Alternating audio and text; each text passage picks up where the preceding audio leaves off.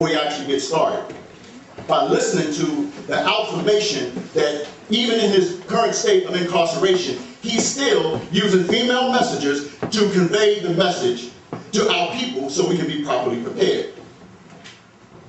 Now, the first thing, anytime anybody asks me about the case, I bring to their awareness, I say, did you realize that here we are 6 years after the trial took place, that you and I, we could not go down to a courtroom and get a transcript of the trial?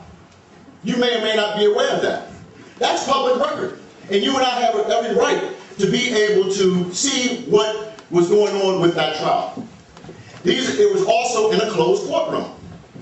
And even after 8 years of him being incarcerated, on May 8th of 2002, and I happened to be there on the land when it was a record number of FBI agents, a record number of police officials that descended on 404 Sagebell Road, where we had erecting an Egyptian village.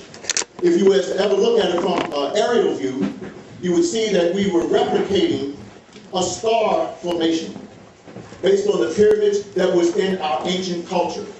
And because he was able to get a lot of people, and they were able to calculate the number of people that he was able to influence based on the computer, on the internet, this was a man that had to been reckoned with. Nawapu was the fastest movement, and still is the fastest movement based on the information, based on Judaism, Christianity, Islam, all the religions. And he had to have been dealt with. He had to have been put away. And these are some of the things that he had prophesied that was going to happen to him. That when we reach a certain level of awareness, the source of that has to be dealt with. We have to get rid of him. So these are things that on paper that we're still fighting.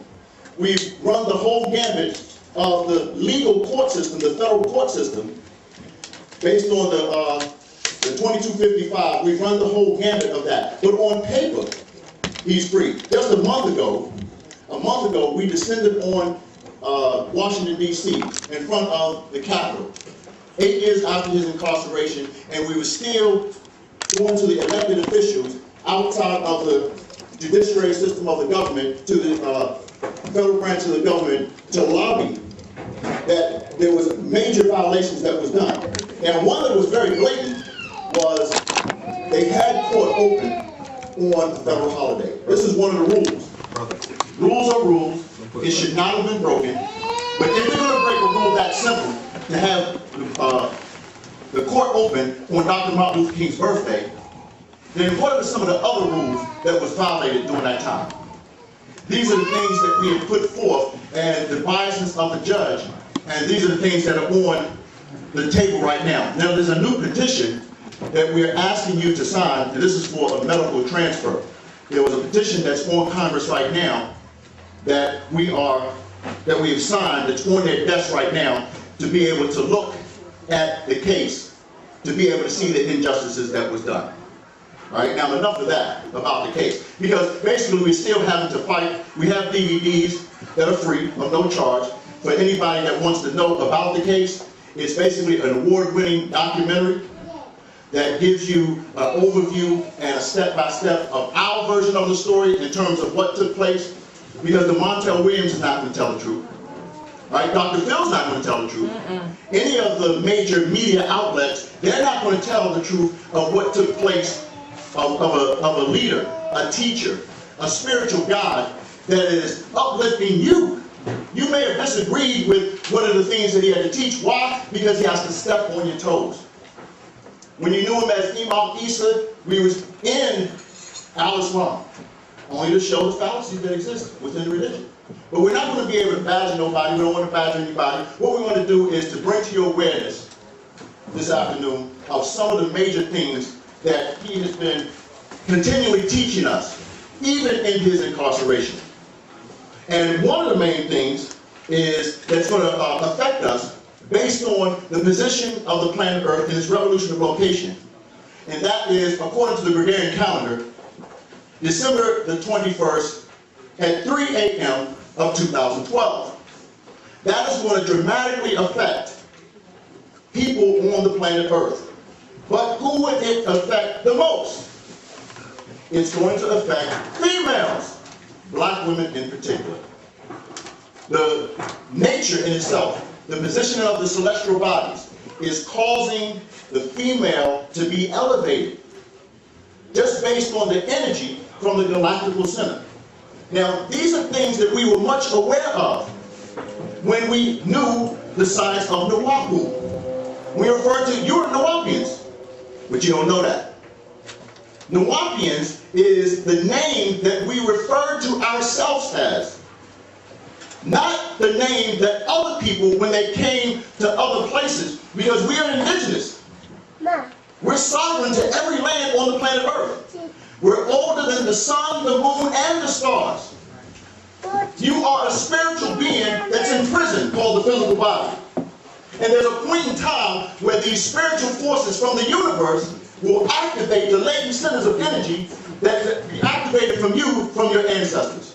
But you have to be brought to a state of awareness to be able to accept these energies. And where to be on the universe at that point in time. So we have to deal with existence. We have to deal with the awareness of the female is God, not the male. Sorry to step on y'all brother's toes. So none of the sisters should be a playmate of the master teacher, His Excellency Malachi Obedient York. None of y'all. Because he's the one that is the liberator of females. And it goes so deep, this plot is so deep, and we're going to talk about it later on, that it deals with something that was in religion based on the circumcision. The circumcision, the female circumcision and the male circumcision, was done as a plot for us to be food for the gods. But we're going to get into that a little later. We're going to talk about the awareness of time right now. Let me just talk about that for a moment. When we talk about the lost records of time, the way to be able to calculate the position that the earth is in and the influence that we would have on the various celestial bodies. We all see that the pyramids of Giza, they're lined up strategically. The same effect of the Orion star constellation, where we refer to it as Sabahat, the Orion star constellation. Now, we accepted as fact at one point that when we die, which is really when we were given life, you're really dead now. Right? When you dream, the dream is real. You're really dead now. This is not even real. Right? But we accepted as fact that once we die, that we're calling death, which is really life, that we would ascend from earth and go through the gateway called the Orion, what the Greeks referred to as El Nilam, El Natak, and Mentakos. That's the three, but we refer to it in ancient Tamurean, or I should say Tamurean, that you may know as Kemet, you may know as Egypt. But where it's positioned there, we refer to it as the Ketra. The Ketra was the transformational point, and it was represented by a scarab beetle, a man with a scarab. And this was done because the scarab would push the dung and the larvae.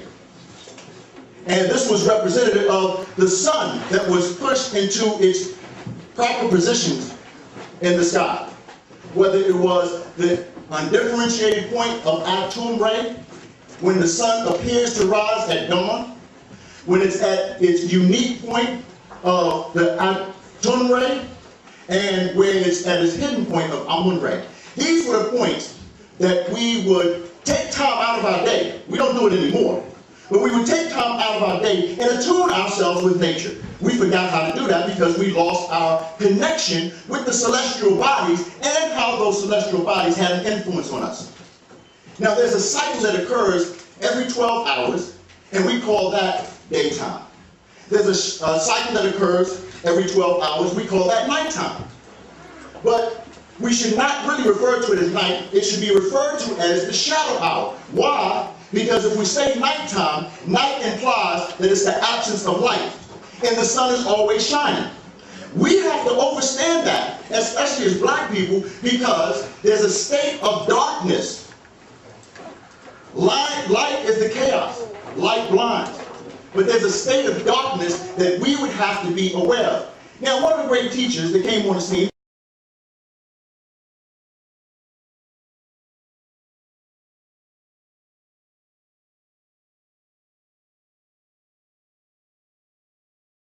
traversed beyond the stars, when they gave the affirmation to us as Taurites, the beings that evolved out of the water and migrated in the spot that we presently call Egypt, and built edifices that are one of the 7 wonders of the world to this very day. And when they gave us the information as to how they do it, it's referred to as hieroglyphics. When you go to an institution of higher learning, they will tell you that the Greeks would be the ones that would be the dominant force of this information. When their historian Herodotus went over to Tamurean and admits that the beings that were there, they had woolly hair, big lips, broad noses. We refer to what they call the hieroglyphics as Safuf. This was in our writings.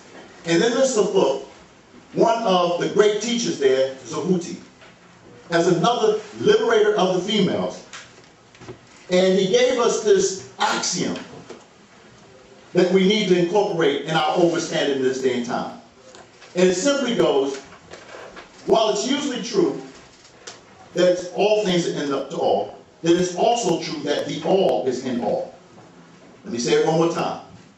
While it's true that all things are in the all, the definite article, the all, then it's also true that the all is in all.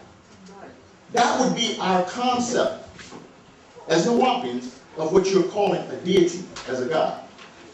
Because when we refer to our females as God, the woman is God, people get bent out of shape and they say, you don't believe in God? Do you mean that you're the creator of the boundless universe? Yeah.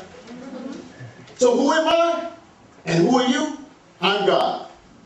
Let me introduce myself as God. Let me bring to your awareness that you're God. Males and females, but the females are first on the physical plane. But don't get bent out of shape. Ask me to explain myself first. Because I'm going to take you back to that ancient axiom of Zehuti. That's right. Because the concept of God, the way you have in monotheism, is once the informers left and that concept turned to terror, it turned to fear. Because you forgot what was already placed inside. So our manifest, or our concept of creation, right? Because we're dealing with difference from creation. When we talk about that this is an illusion, we have to deal with our concept of creation. Because we, grooming, Nawapu, Wunawapu, the science of sound right reasoning, teaches that there's 3 creations, not 1. But because of monotheism, you're saying, hold on, how can you create 3 times? Because in that concept is that, okay, that you created something, that you brought something into existence that did not exist before. But if you was to search the etymological meaning, and that's one of the things that the master teacher, His Excellency Malachi, New York, has been stressing for years. We don't want to be believed, check it out. So if you was to search the etymological meaning of creation, you was to see that it finds its way in the English language by way of Latin. And it simply means to grow.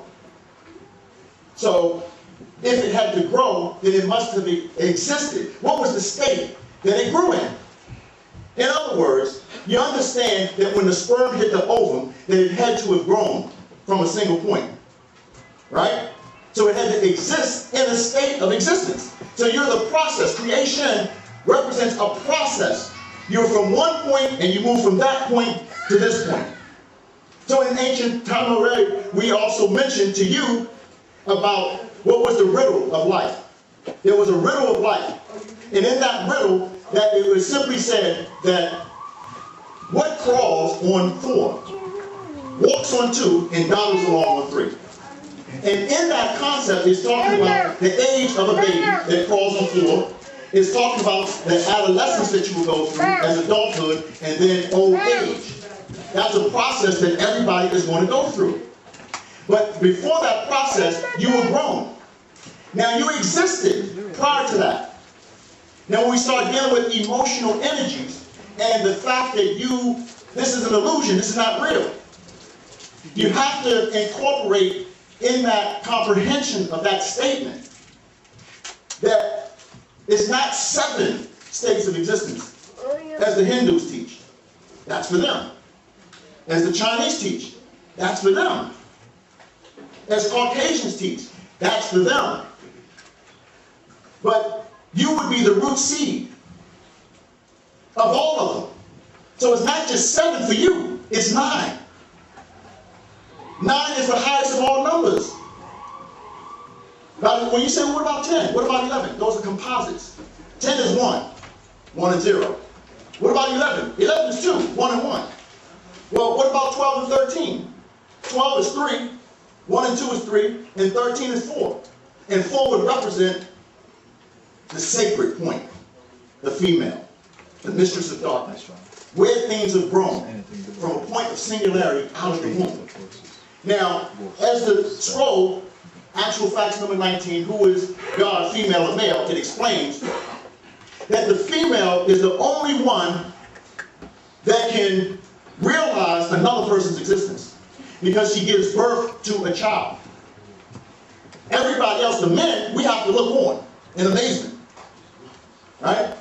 Any of you men that was there and you had children, you're supposed to be there, right? To shower that protection as the baby's coming out of the womb, right?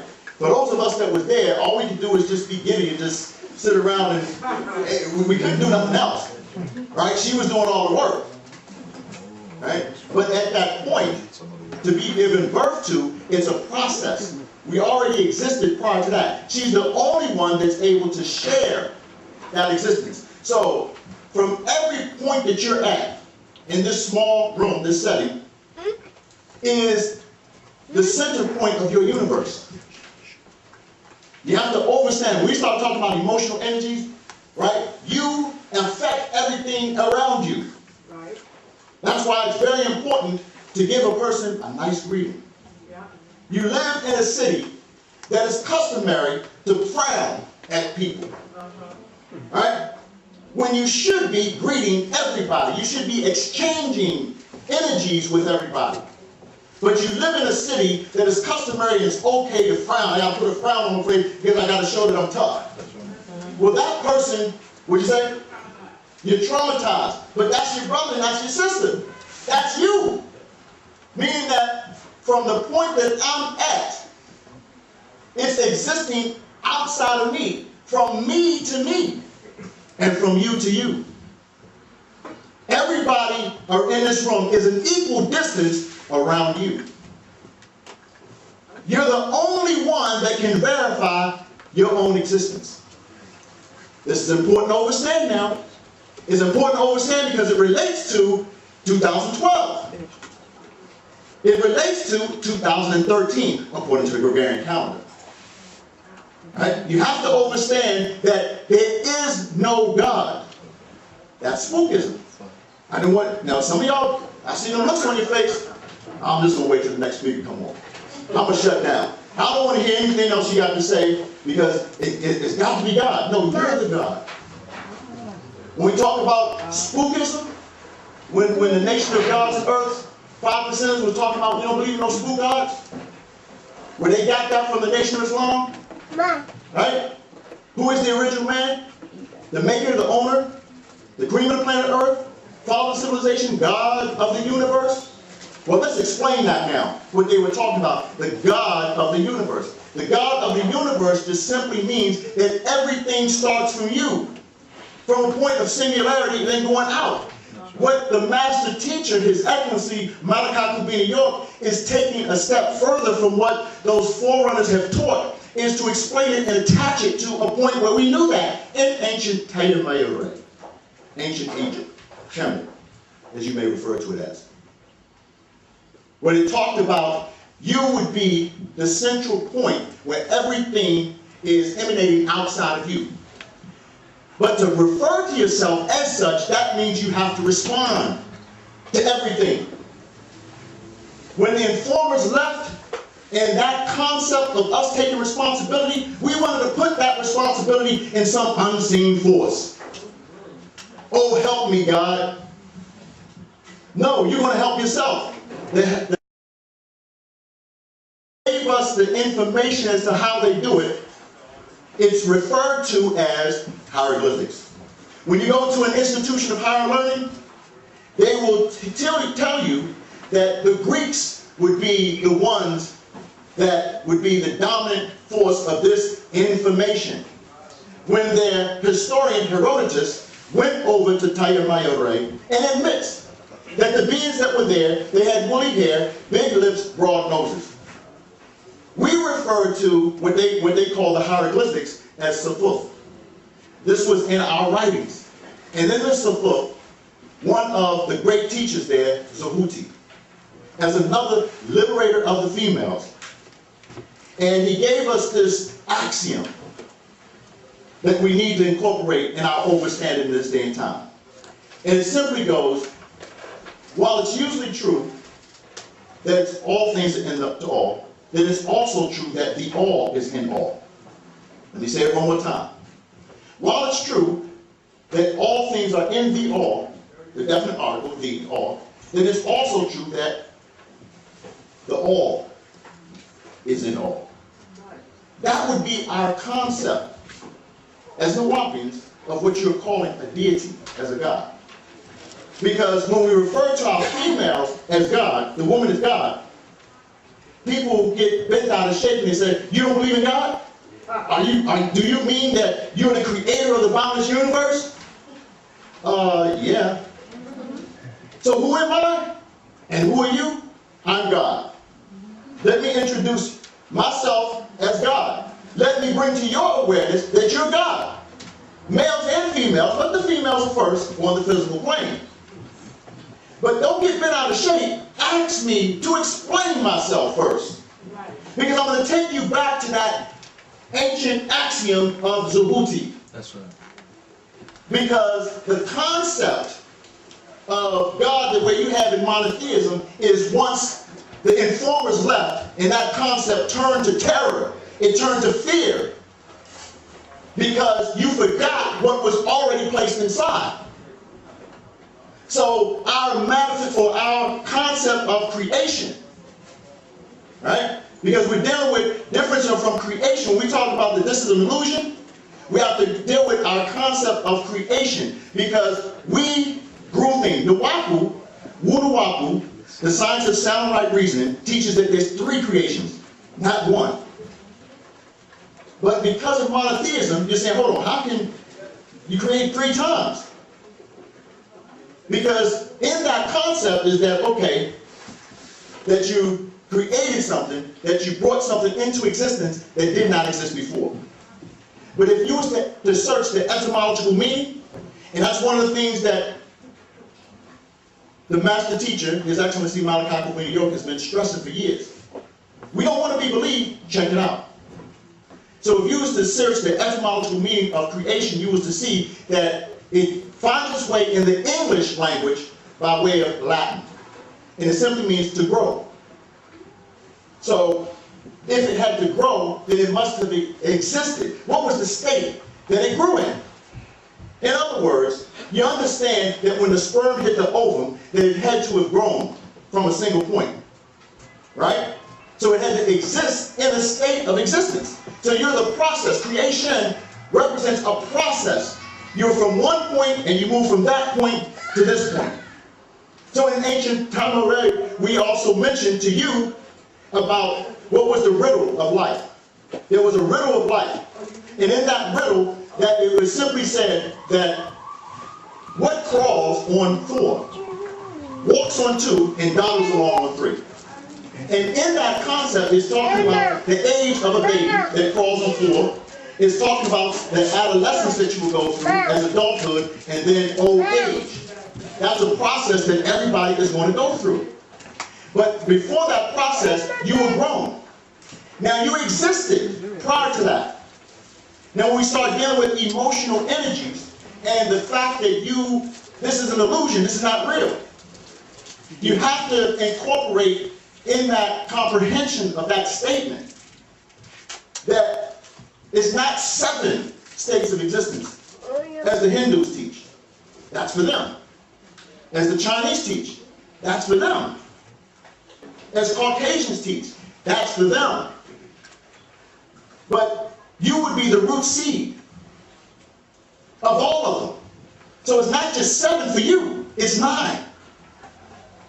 9 is the highest of all numbers. But when you say, well, what about 10? What about 11? Those are composites. 10 is 1. 1 and 0. What about 11? 11 is 2. 1 and 1. Well, what about 12 and 13? 12 is 3. 1 and 2 is 3. And 13 is 4. And 4 would represent the sacred point, the female, the mistress of darkness, where things have grown from a point of singularity out of the womb. Now, as the scroll, Actual Facts number 19, who is God, female or male, it explains that the female is the only one that can realize another person's existence because she gives birth to a child. Everybody else, the men, we have to look on in amazement. Right? Any of you men that was there and you had children, you're supposed to be there, right? To shower that protection as the baby's coming out of the womb, right? For those of us that was there, all we could do is just be giddy and just sit around and we couldn't do nothing else, right? She was doing all the work, right? But at that point, to be given birth to, it's a process. We already existed prior to that. She's the only one that's able to share that existence. So, from every point that you're at in this small room, this setting, is the center point of your universe. You have to understand, when we start talking about emotional energies, right? You affect everything around you. Right. That's why it's very important to give a person a nice greeting. Yeah. You live in a city that is customary to frown at people. Right? When you should be greeting everybody. You should be exchanging energies with everybody. But you live in a city that is customary and it's okay to frown. I gotta put a frown on my face because I gotta show that I'm tough. Well, that person, what'd you say? You're traumatized. But that's your brother and that's your sister. That's you. Meaning that from the point that I'm at, it's existing outside of me. From me to me. And from you to you. Everybody in this room is an equal distance around you. You're the only one that can verify your own existence. This is important to understand now. It's important to understand because it relates to 2012. It relates to 2013, according to the Gregorian calendar. Right? You have to understand that there is no God. That's spookism. I know what. Now, some of y'all, I see them looks on your face. I'm just going to wait till the next speaker come on. I'm going to shut down. I don't want to hear anything else you got to say because it's got to be God. No, you're the God. When we talk about spookism, when the nation of God's earth, 5% was talking about we don't believe in no spook gods, where they got that from the nation of Islam, right? Who is the original man? The maker, the owner, the cream of the planet Earth, father of civilization, God of the universe? Well, let's explain that now, what they were talking about, the God of the universe. The God of the universe just simply means that everything starts from you, from a point of singularity and then going out. What the master teacher, His Excellency Malachi New York, is taking a step further from what those forerunners have taught, is to explain it and attach it to a point where we knew that in ancient Tamurean, ancient Egypt, Kemet, as you may refer to it as. When it talked about you would be the central point where everything is emanating outside of you. But to refer to yourself as such, that means you have to respond to everything. When the informers left, and that concept of us taking responsibility, we wanted to put that responsibility in some unseen force. Oh, help me, God. No, you're going to help yourself. The helping hand that you're looking for is at the end of your arm. You've got to go and do the forces to help yourself. You wanted an outside force to be able to help you. So now, you would be the God.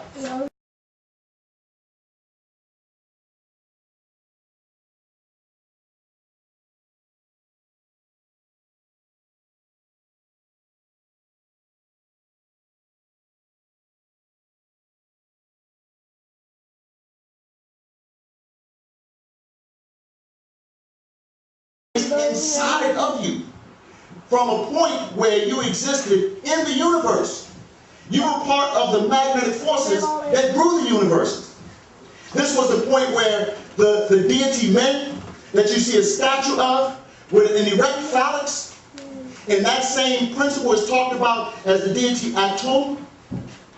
Atum as the undifferentiated one, right? Got tired of his inactivity and then spat forth through his ejaculation from an explosive orgasm. And you say, okay, well, hold on. I can't accept those teachings right there because you're talking about somebody masturbated and created the universe. That's the way it's written. For those that have an overstanding would be able to see how it's talked about. That's encoded. We wrote those things in code for them fools that's going to be following behind us to try to figure out what these mysteries of the universe. Mystery, my story, our story. We wrote it down that way, but we were the alchemists. We were the chemists. We knew how it actually took place. We was incorporating in vitro fertilization, embryo implant techniques to be able to bring about existence. So we started from that point in the universe and then moved from that point to grow things. That means it slows up in mood and vibration to become physical. We're talking about emotional energies. Emotion. Energy in motion. It's housed inside of you.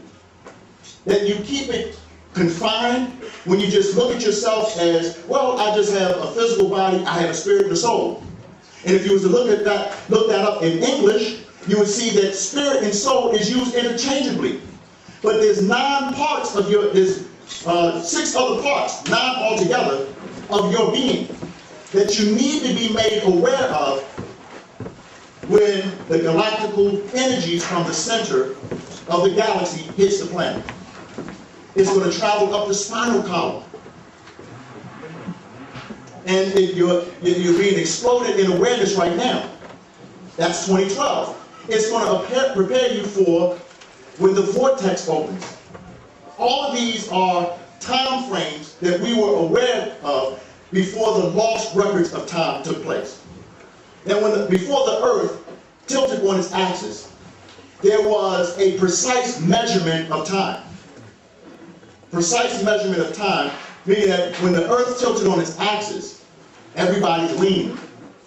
And the flow of the rivers, the only one river that's flowing in the right direction is the Nile River. When it was perpendicular, all of the other rivers flowed in that same direction. And it affected us.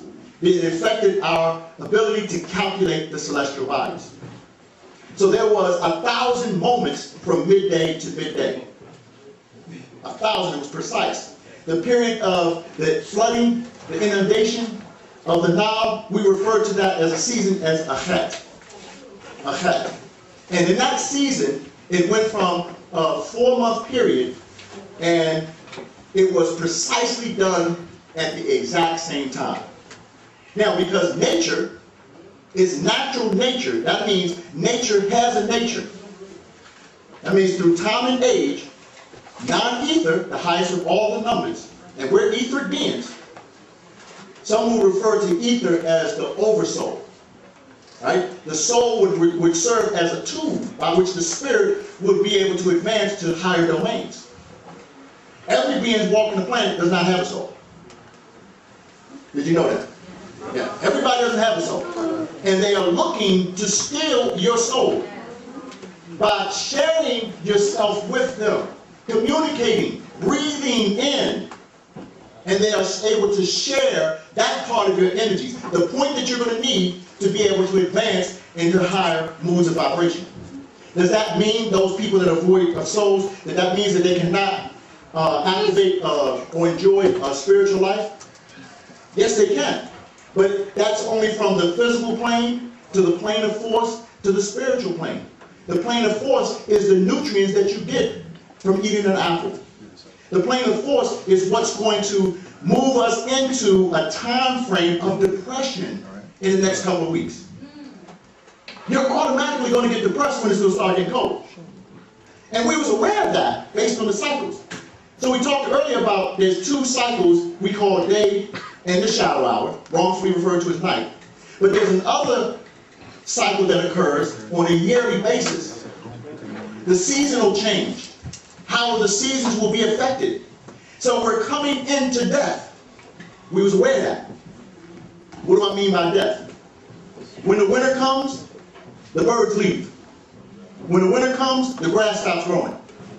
When the winter comes, the leaves on the trees, they fall off. That's a period of death. That is a cycle within nature. We were once in tune with that nature, and we knew where to be at that particular time. We knew that we had to work during the summertime and store up nuts during the wintertime. Because nothing's growing, that's the time of death. So the science of Nuwapu, teaching that there's three creations, overstand natural nature, that through time and age, non-ether, which is a combination of all existing gases, is going to give way to six ether forces, which eventually will give way to death. But don't be alarmed, because it will resurrect again. So you have an evolutionary cycle and a revolutionary cycle. And we knew where to be, what to do in each one of these cycles. And these are the things that the master teacher in this day and time is bringing to our awareness. These are the things why it's important to walk with him, not follow him. Walk with him because you're a God. Walk with him because he's going to give you the ability to take responsibility in nature. How we can come together and reverse the negative energies that's abundant on the planet right now. We can change that force of energy. It first has to start with you and your personal universe. All you have to do is first to be aware that these cycles do exist. These cycles do exist every year, every day. Now that's something that we know. But there's another cycle that occurs that is very difficult for us to calculate, because we can see based on the 24 hours a day, which is based on 6 now. So this is a time frame that was used in order for us to calculate time. Time is an illusion in and of itself. The only thing that matters is right now.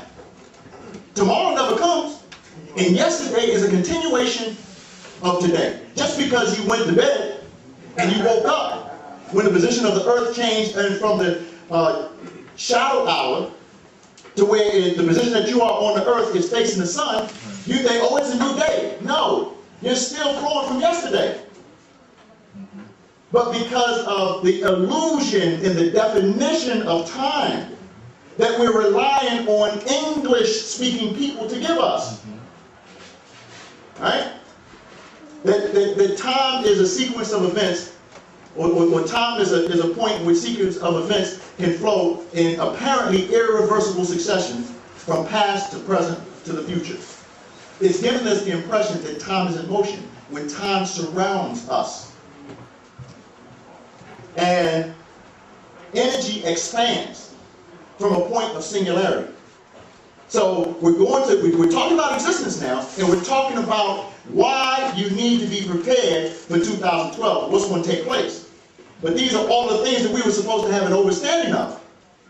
So in that, what we call a day, based on 6, whether you calculate the smallest measure of time to the largest measure of time, it's based on 6. What is 6? 6 ether. It's pulling on non-ether. It's an evolutionary force, and you are non-ether beings.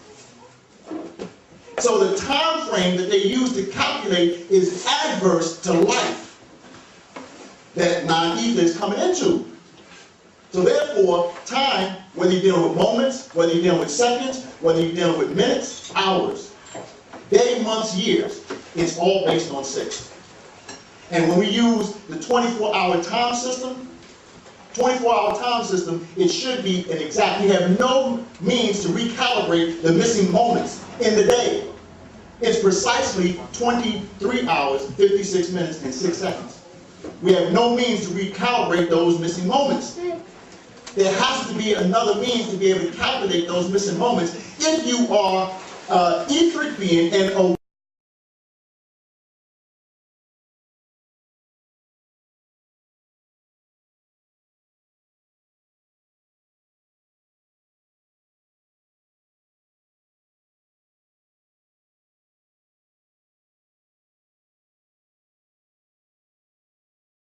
universe.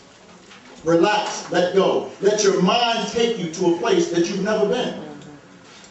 Now that's an axiom. How can I allow my mind to go to a place where I've never been? Well, the fact is you was already there.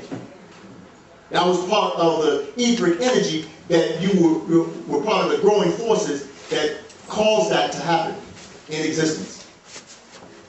So, the position that the planet Earth is going to be in the revolution of its location, that we're calling, according to the Gregorian calendar, the Gregorian calendar was a corrected version of the Julian calendar. And it had to be corrected when they recognized two kings, Julius Caesar and Augustus Caesar. Even the month that we're in, October represents what? 8, number 8 for October. But what month is this? The 10th month. So they threw 2 other months in us to recognize Julius Caesar by July and recognize Augustus Caesar by August. That threw our calculation off of time. But because we rely on a watch, it's no big deal. Have you noticed that the days are getting shorter? And you know what ex-President Bush did just before he got out of office? He did what? He changed the daylight savings time. He extended it.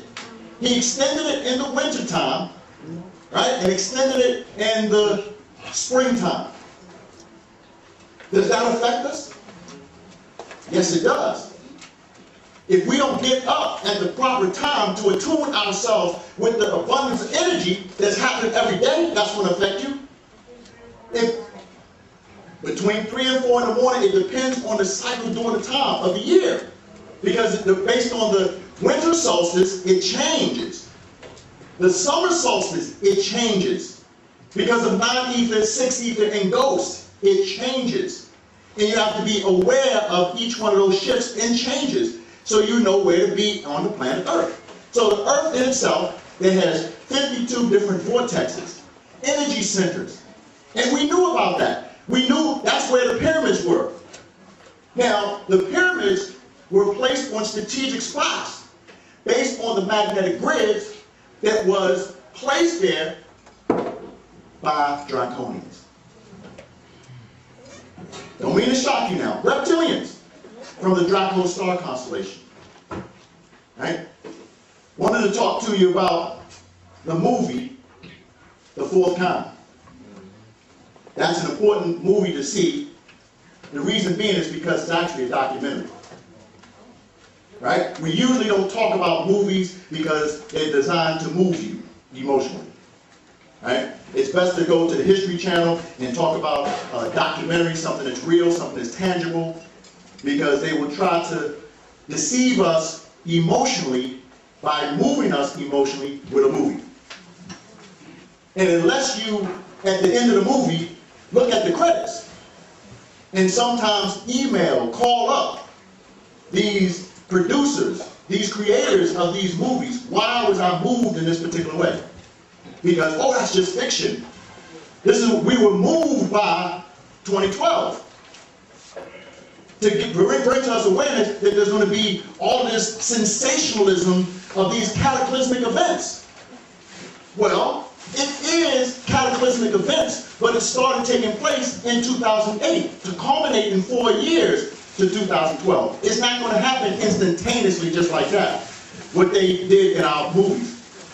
So this past summer was a record-breaking summer. Last winter was a record-breaking winter.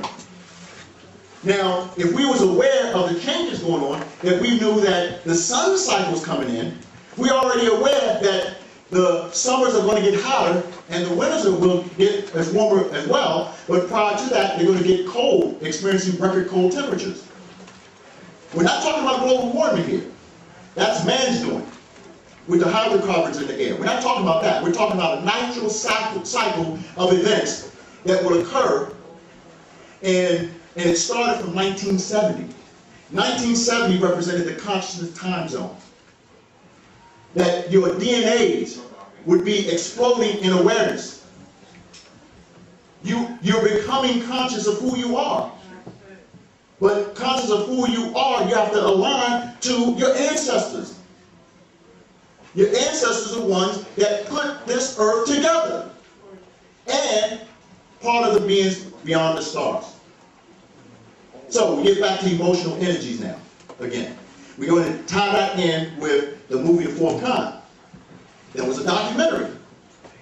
And in that documentary, it showed and explained that there was people in Nome, Alaska. Why Nome, Alaska? Because it's dark for 6-month periods of time. And it's isolated. Anchorage, Alaska, right, was the capital, and it has thousands more people there, but they had more sightings and more events in Nome, Alaska because it was isolated.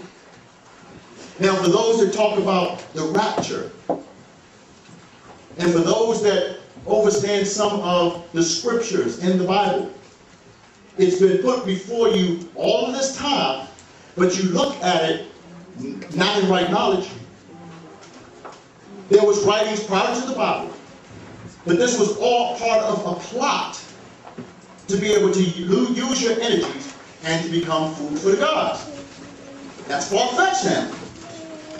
And that's as far-fetched as what the master teacher had taught me to explain to people in 1995 when I was talking about man from planet risk. And I was giving a lecture at Howard University, and I turned around and they laughed at me. You may be laughing when we talk about food for the gods, but this is real. Food for the gods, you will be conditioned, you would be seasoned, as we put it. Seasoned. So that movie was dealing with a point in time when the Anakims. The Anakims is mentioned in the Bible, in the book of Numbers, the 3rd chapter, the 22nd through the 33rd verse. The book of Numbers. Revelations, the 14th chapter, the 13th chapter, the 14th verse, is also dealing with a point in time. And it's talking about a deity. That's why I spent so much time talking about that you're God. Because there's other beings that came down and played the position of God. They put themselves in a position. In this particular time, there was a deity referred to as Shazum. Shazum eventually became God Almighty. That's why in the Bible, in the book of Esther, you don't see any names there of a deity. First of all, you'll see the Egyptian names that they place your name there. You don't see Elohim, you don't see Adonai, you don't see Hashem, you don't see Yahweh. Each one of those is a different derivation of the creator of ultimate existence, which, according to the Egyptian axiom, which would be all. Right? But when you go from the creative source of will, which would be what we refer to in Nawabic as Pagator Akre, the Most High. Right? Hebrew, they would say Elion, Elion El, the highest of the highest. Right? Sumerians, they refer to as Anu. In Egypt, they would just say Ra, but it's probably pronounced Re. Spelled with an R-E, but pronounced R-A-Y, Re. The rays of the sun, talking about the prominence. At that point, at the highest point of your existence, that would be from the pulsation and vibration that you existed in from Huhi. But now we're dealing with quantum reality. At the next point, you would be the all, and then all. That's the highest point. That would be your ascension of a deity. So when we say that you're God, that means you're part of the magnetic forces that grew the universe. So therefore, you're responsible for everybody on earth. When somebody comes and asks you, I need $1 to get something to eat. If you got $1, you better give it to them. Because you're responsible for them. Yes. I need help. I'm sick. You better help them. Because you're responsible for them. God. Now, because men have been in control all this time, right? I want to go back to the female.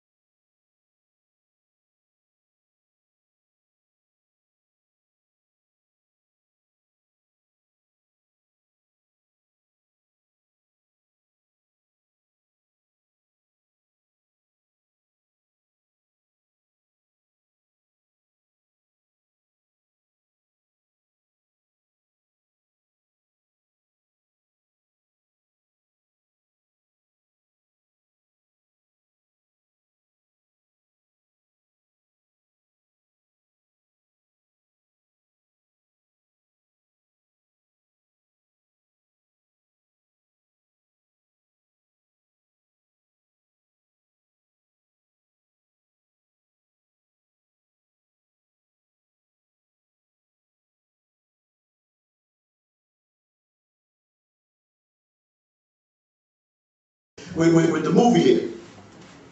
Right? Now, they took that God out of you, female. They took the power out of you by way of the circumcision. The male circumcision and the female circumcision. By cutting the clitoris, right? They're cutting the sensitivity. Thus, the sensitivity controlling the orgasm. Now, in a male, it works in reverse. All of this is for the purpose, this greater plot now, to produce more beings on the planet Earth. Because the woman, the desire should be, a woman's desire should not be to the husband.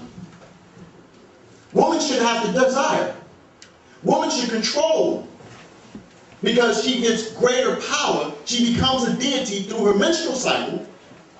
Menstrual cycle, right? And that's why we're saying, oh, she's real irritating at that time. She's acting like a bitch at that time, right? We regress, we use a vulgarity like that, according to y'all, because that's what y'all acting like. But what it is it's straightening out us men.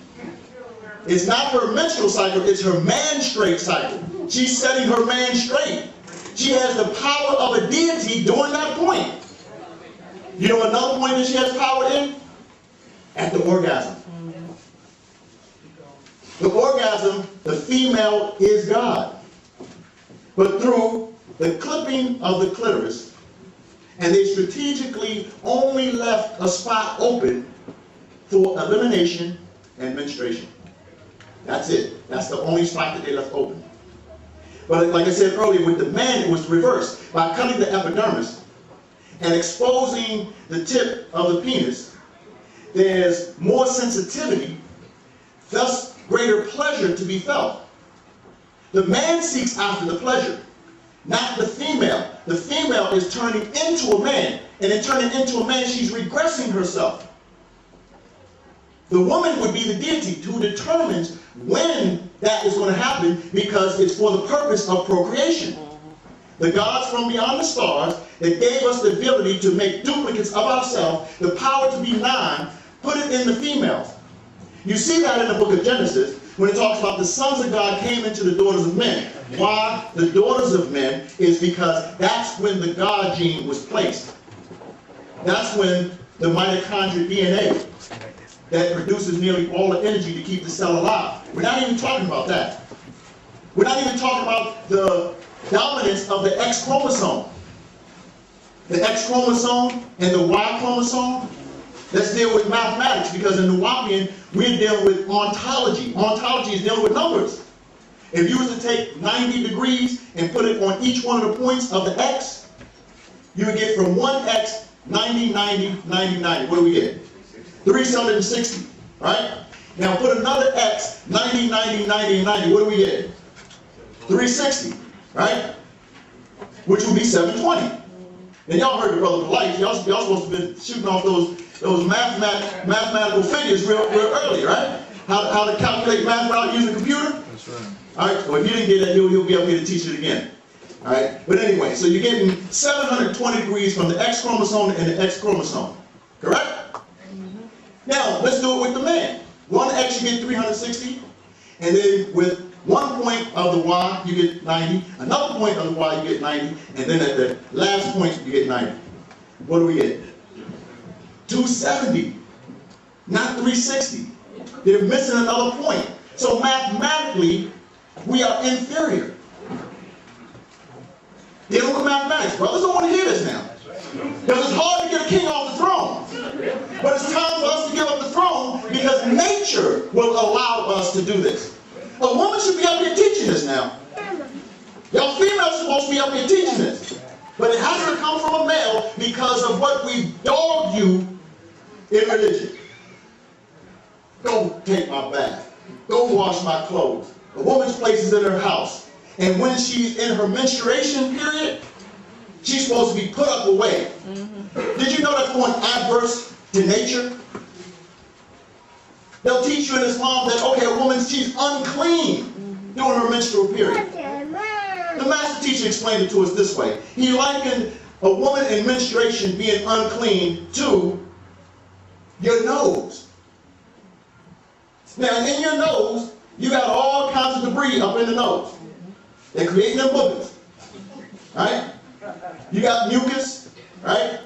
Even though those people that's on an alkaline diet, you still got the mucus up in your nose. Your nose is still not clean. But a man who has mucus in the nose and boogers in the nose is not considered unclean. Right? Because the nose is a natural mechanism of the body that's going to filter the debris so that you can breathe the negative ions from the air to be revitalized. But yet, you're not considered unclean. You're not considered unclean as a result of that. But yet, the female that goes on the same natural process of cleansing her body, the same way the nose is cleansing the body, she's considered unclean. That's not in accordance with nature. That's outside of nature. That means somebody else had to come in and indoctrinate you with that. So we're past the time of those indoctrinations. So let's get back to the circumcision. Right? Now, how that circumcision with the male, it gives him more sensitivity, greater pleasure. So therefore, we become the Pepe Le Pews.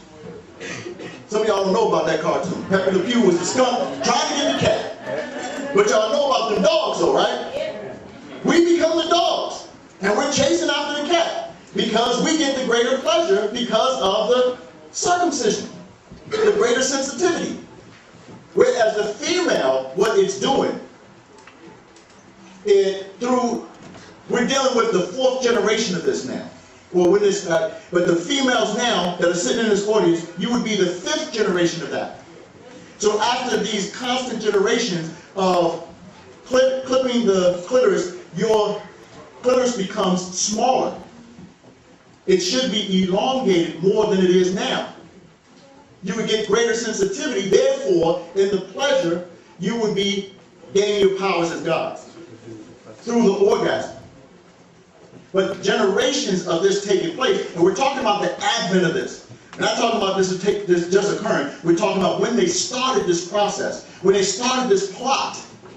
And this would be the Anakims, who placed themselves in the seat as God. But because of the languages, you don't see them as being draconians. You just look at it as God. Anakims, which if you actually look and see the etymological meanings and how it changes in the Bible, you would be able to see these words. This is what the master teacher, His Excellency Malachi New York, is bringing to our awareness in this day and time. So in this circumcision, what it's eventually doing, it is creating frustrated, angry women. Because she cannot no longer feel her power. And in that anger and frustration, driving the men from the home. And you're creating generations after generations of this. This has to be stopped. We have to be brought into the awareness of this. Thus, the plot of the man seeking the woman and then making more babies in return. Thus, more human beings. This is what the Revelations is talking about, being reap for the harvest. Thrust in thy sickle and pull the sickle out. For the planet Earth is reap.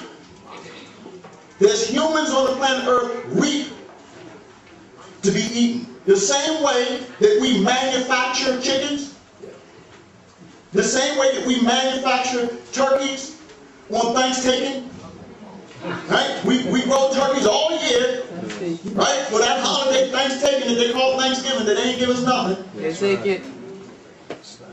The same way that we eat those beings, those entities, there's other entities eating you. You say, well, God's supposed to help us. Why? You don't help the chickens. That's their argument.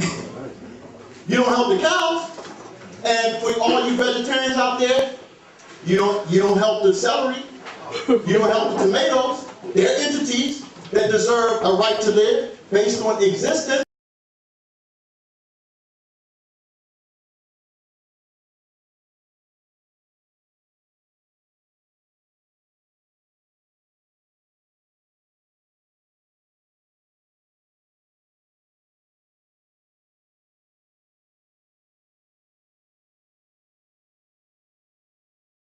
have a right to live based on your, what makes you so greater than they?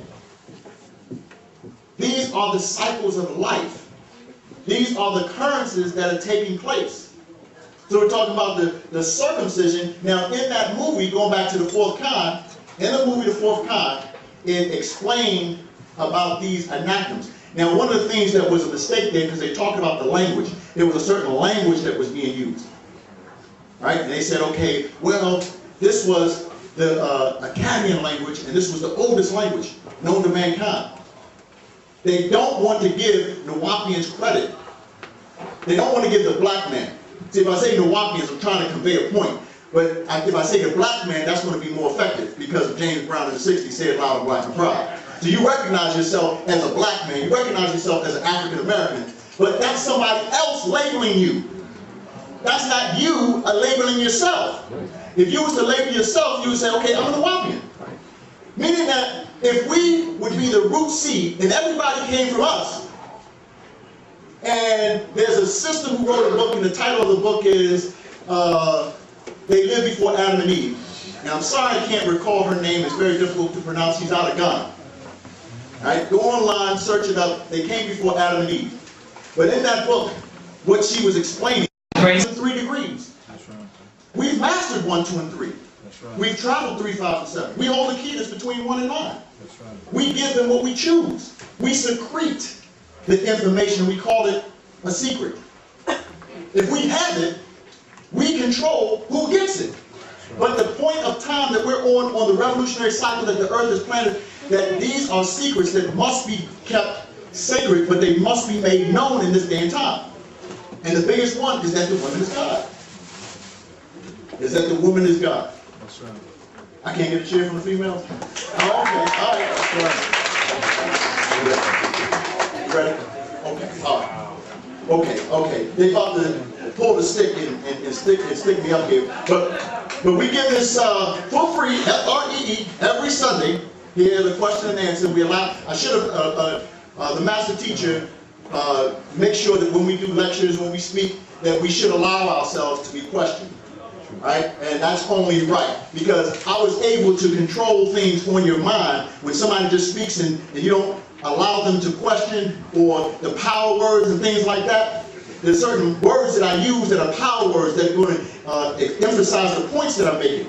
And you should be made aware, or you should allow me to put myself on the spot by the scrutiny of your questions. Well, take 3 questions. Take 3 questions. We'll take first one. First one, sister. Yes, go ahead. So, what language is the Nawapian word and sound coming from? What language? Yes. The language in itself would be Nawapic. That's the name of the language. But the sound of it is in tones, right? That emanates the vibration and the pulsation from who? Watch this. They take it in Arabic. They say, okay, from where the Quran was built, from Huwa Allahu, Alladhi, La ilaha illallah. They'll translate that in English to say, He is Allah. So Huwa, they combine that from Huwa and Here. Huwa they make male, and Here they make female. Prior to that, because Arabic was not the original language, Hebrew and Arabic are dialects of the same language. Right? When it says tones, when you say tweet, tweet would be 2. Right? When they say nep tweet, that means 2 rulers. Right? Nep tweet, that's 2 pins. So when we're talking about hua, that's the male, they translate that to make the male. And they say Allah becomes the male. When that is out of natural nature. Watch again. God's a male who created the first male, or made the first male. Right? And out of the rib came the female. And then everybody else, he's and she's, comes from she's. Let me say it again, there has to be an irreality. But we don't have a lot of time because they're about to pull the plug on me right here. Right? Okay. Go ahead. Yeah, brother, one quick question. You talked about the vortex opening December 21st, 2012, I think you said. Can you tell us what time? Okay, that's not the vortex open, that's the alignment. Oh, that's the alignment. Okay, that's the alignment. And that would be at 3 a.m. at December the 21st, which would be the winter solstice. Right? So the summer solstice is when we should be calculating our years. Right, in the summertime. Hold on, sister. One more question. Yeah, you guys speak about we're not supposed to eat, to be a vegetarian. So then, No, I didn't say that. I said even you vegetarians that rip plants. Plants are living entities that deserve the right to exist. They have a purpose the same way that you have a purpose. That we know. And so for the same purpose that you would like to say, okay, I shouldn't be eaten by these other beings. And plants have the same right to say the same thing. okay, That's the point I was making. okay. But in actuality, we should be eating foods out the waters. The planet is predominantly water. Okay. 75% water. We should be eating things out of the water, not on land. Okay. You eat something on land, even if it grows out of the land, eventually it's going to kill you. But I'm about to get the plug turned on me. Thank you for having me. Give a round of applause. Give my brother a round of applause. Every Sunday we're out here doing the free classes on the scientific teaching and much more. Anything with Dr. Malachi. We grew up with it. We grew up with this. I know him for years, over 20 years. Enough respect to him, man. Give another round of applause. Come on, put your hands together. Stop playing. Yeah. Oh, man. Oh, man. Here at the Bushwick store in New York, the CPAT #1. Today we're having AEO class. But before we get started, I would like to introduce everyone in the internet world to our members here at the Brooklyn CPAT. I'll just ask a few questions to people individually so they can share with you, why they're here today and what brought them to right knowledge. We have all right, what is it that brought you here to, class today as well as your introduction to right knowledge? I think this is the place to be for me right about now, today. All right? And what brought me into the doctrine years ago, I heard of this guy's answering everybody questions, anybody had any type of questions, and I had to see for myself. I came out here and basically it was a done deal for me. It was like, yo, that's it.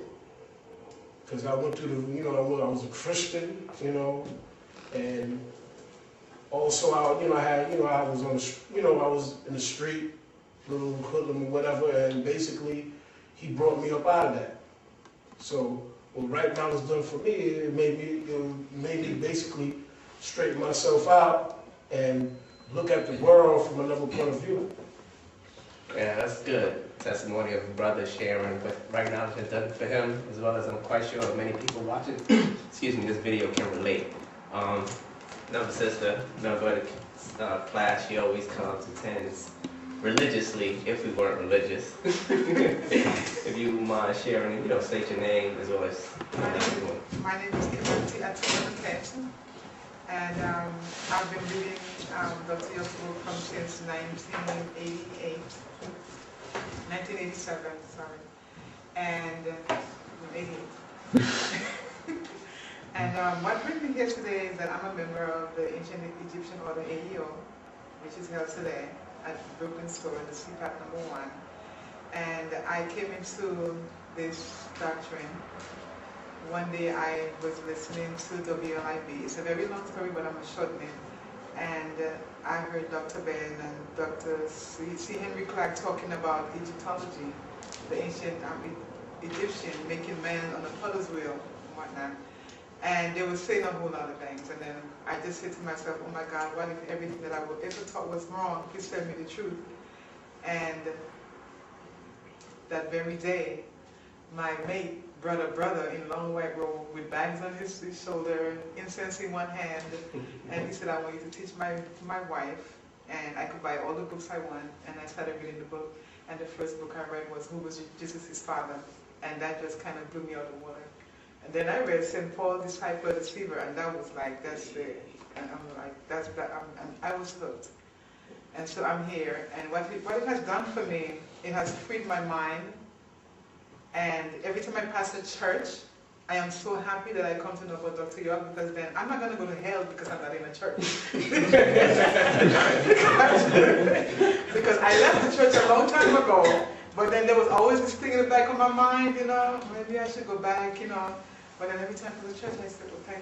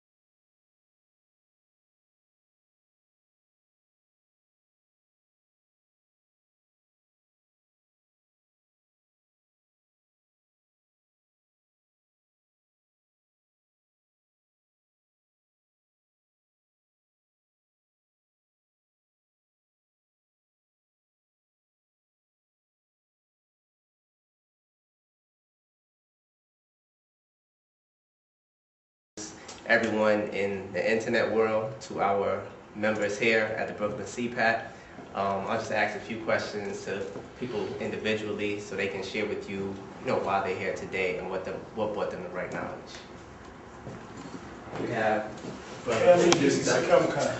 All right, what is it that brought you here to, class today, as well as your introduction to right knowledge?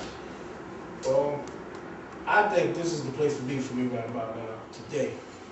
All right, and what brought me into the doctrine years ago. I mean, like I heard of this guy's answering everybody questions. Anybody had any type of questions, and I had to see for myself. I came out here and basically it was a done deal for me. It was like, yo, that's it. Because I went through the, I was a Christian, and also I was on the, I was in the street, little hoodlum or whatever, and basically he brought me up out of that.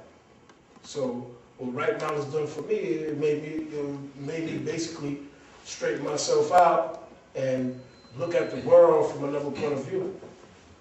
Yeah, that's good. Testimony of a brother sharing what right now has done for him, as well as I'm quite sure many people watching this video can relate. Another sister, member of the class, she always comes, attends religiously, if we weren't religious. If you mind sharing, state your name as well as My name is Authorized, and I've been reading Dr. York's book since 1987, sorry, and 88. And what brings me here today is that I'm a member of the Ancient Egyptian Order AEO, which is held today at Brooklyn Store in the CPAT #1. And I came into this doctrine. One day I was listening to WLIB. It's a very long story, but I'm going to shorten it. And I heard Dr. Ben and Dr. C. Henry Clark talking about Egyptology, the ancient Egyptian making man on a potter's wheel and whatnot. And they were saying a whole lot of things. And then I just said to myself, oh my God, what if everything that I ever thought was wrong? Please tell me the truth.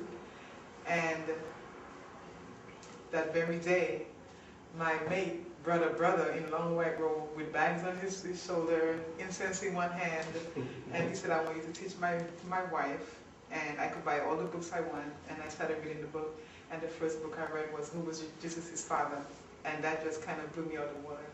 And then I read St. Paul, Disciple, Deceiver, and that was like, that's it. And I'm like, I was hooked. And so I'm here, and what it has done for me, it has freed my mind. And every time I pass a church, I am so happy that I come to know about Dr. York, because then I'm not going to go to hell because I'm not in a church. Because I left the church a long time ago, but then there was always this thing in the back of my mind, maybe I should go back, But then every time I go to church, I said, well, thank the Most High for Partners Day, Dr. York, because he really freed my mind from that. There is no hell in heaven, it's what you make it. That's beautiful. That's beautiful. Thank you. Thank you.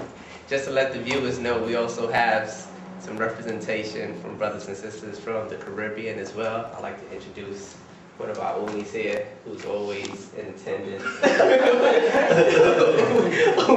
Umi passes by. Well, not right now. No, we're going to have to edit that. Take another take.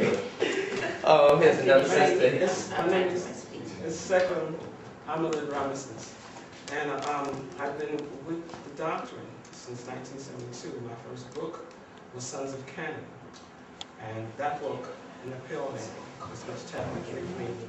Today that book is still being desired to have, because it tells about everything that was taught to Malachi that was truth, and nothing but the truth, opposed to what we all grew up with as in Christianity. I wasn't really that much surprised at what I was reading, because I always asked questions as a child to find out who I was and where I was going. And my parents were dysfunctional, it was a dysfunctional family. they didn't know how to answer my questions. I was one of those kids that was a why kid. And I can remember back when I was like 7 years old. So when I got that book, it was like a gift to me from the Most High, because it gave me everything I needed to know, and it pushed me in the right direction. And I give all praises to the Most High for sending Malachi to us. Upon his door is his name. Thank you for your thoughts and your energy. We appreciate it. So we have another brother. Although we're here in New York, people do come to attend class from different parts: Connecticut, Boston, as well as upstate. There's a brother from Boston. He has a bookstore in Boston. Let him introduce himself and share with everybody what the doctrine has done for you. My name is Duamutef Onkamun, and what Right Knowledge has done for me, by way of our master teacher, Pamunzu, has, like the brother stated, freed my mind. It gave me a new outlook on life. It took me off the streets. It gave me basically a sense of self-worth, that we as a people are great, which is contrary to what society has made us think. So Right Knowledge has done a lot for me. It's really can't put it into words how much it has done, and how the master teacher has helped each and every one of us personally on many different levels. So all I can really say. But, That's good. That's good. Brother next door, if you don't mind, sharing your. My name is Shabir Hamshon Hotep. I've been from Dr. Malachi, New York, since 1979 or 78. The way I was introduced to Dr. Apartments there with Dr. Malachi is Juma on from the projects and everything like that. She said, "You gotta see this guy who teaches wonderful things, different from other churches. He speaks some kind of truth, and he has a lot of answers. I want you to, go check him out, and when you enjoy his classes, you come and let me know how you feel about his information with the teaching." So from the answer all day, it was just wonderful. This wonderful person, as a man, he just, great information and wonderful people that will come to learn the truth and everything like that. I'm just like everybody else. I grew up in the church and grew up family who grew on a certain way of a Christian faith.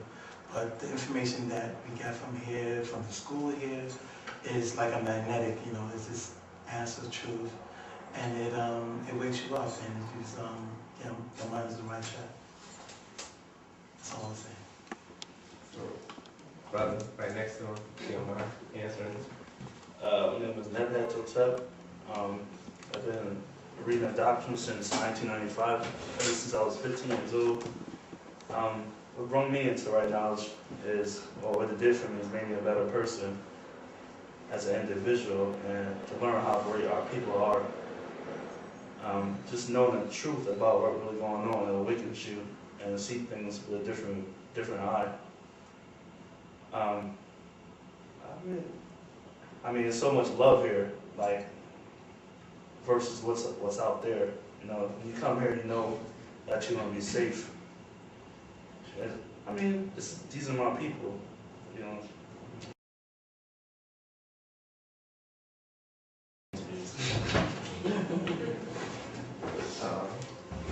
want to share a few words, let the audience know how you came, to the doctrine.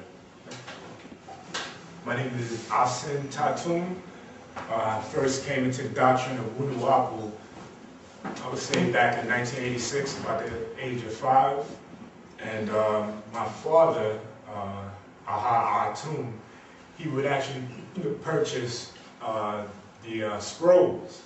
And at that young age, though I couldn't read to capacity as compared to now, the pictures is what really intrigued me. So at a young age of 5, I already had the image and likeness of self and kind.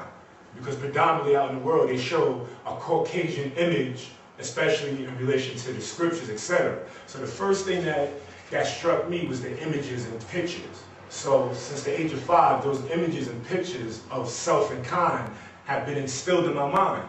So as I grew to reading on a higher degree, etc., the profound knowledge also helped me a great deal through the various schools of thought, whether it be Christianity, Islam, Judaism, etc. We've walked through all those schools, so thanks to the master teacher, Dr. Malachi Kubina York, we can deal with anybody from all walks of life. You know, everybody's welcome. It's not like a cult as they try to portray in the media. You can come here, feel free to ask any questions. You know, you're not being dictated to. You can come here freely.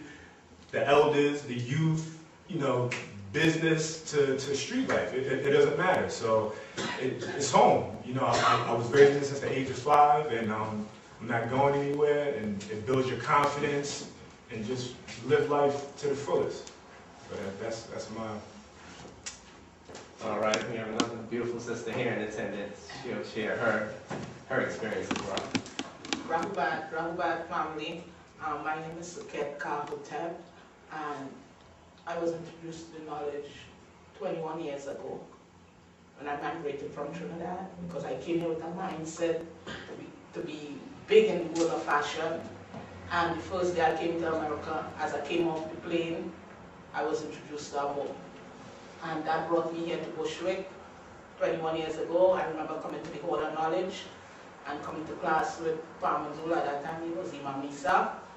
And I couldn't get into that world. It used to be a battle, because it's like he's showing you who the people around you are. And when you into right knowledge, it's like you have that internal battle you're fighting all the time until you surrender yourself to right knowledge, which I finally had to do, because being out there in that world, although, you know, you still have things I have to work on, but putting yourself out there in that world, it makes you miserable when you look at it after a while.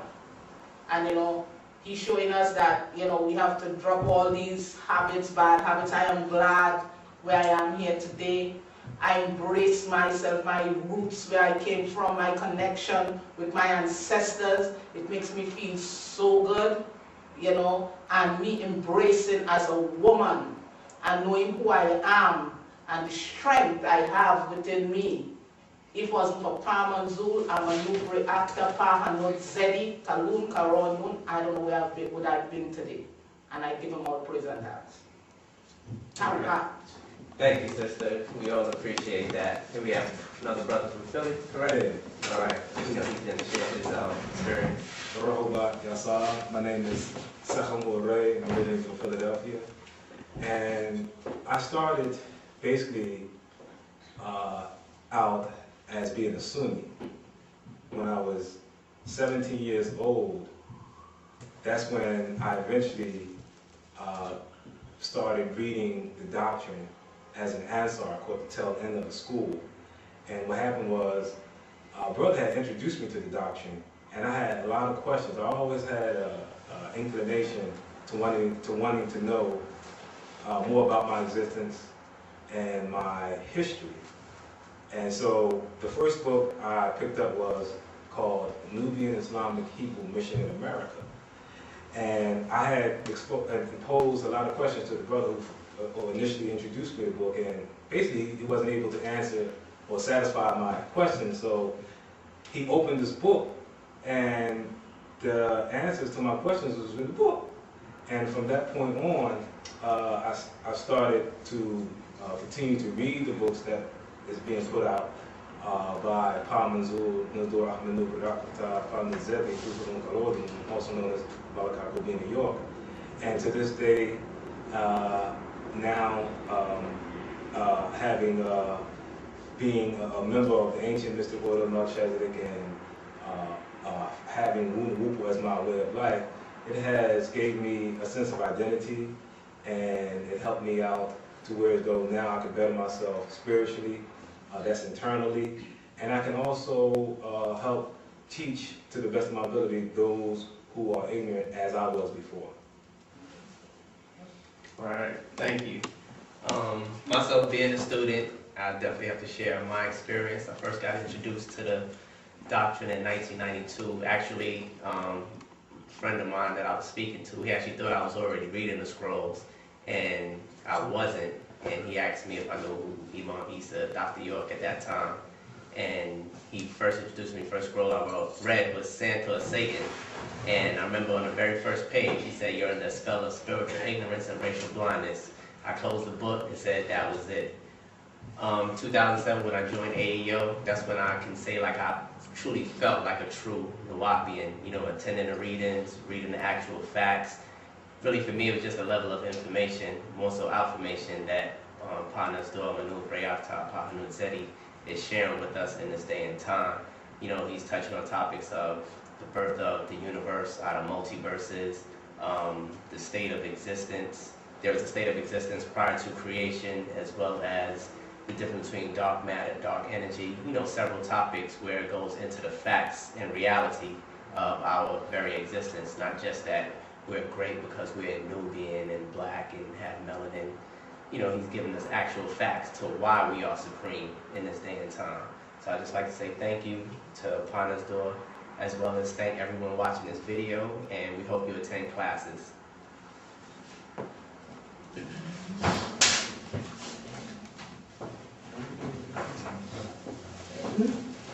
Ready? Oh, you ready? Oh,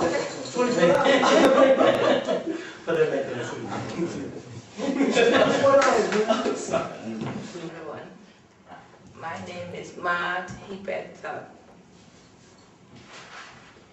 The question was asked, what has right knowledge done for me? To begin with, I came here through a vision. I was told to go to Solomon Temple. I didn't know where Solomon Temple was. So I decided to call the airlines to find out where Solomon Temple was. So I called the airline and I told them I want to go to Solomon Temple.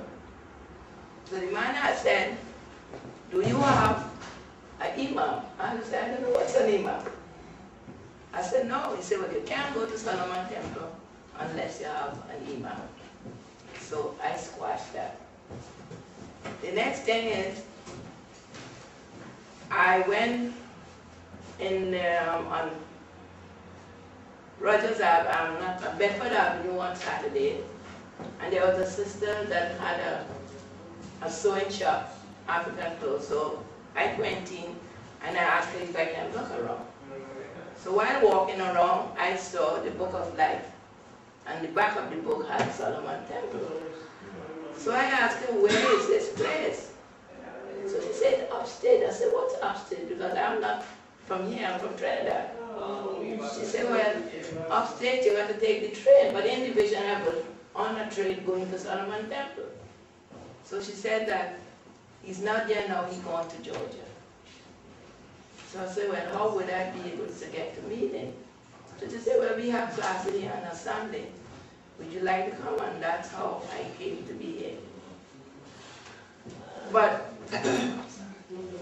right knowledge has enlightened me to understand the teachings of Dr. Malachi. My parents were spiritual people, and most of the things that he's teaching, my mother used to talk about it.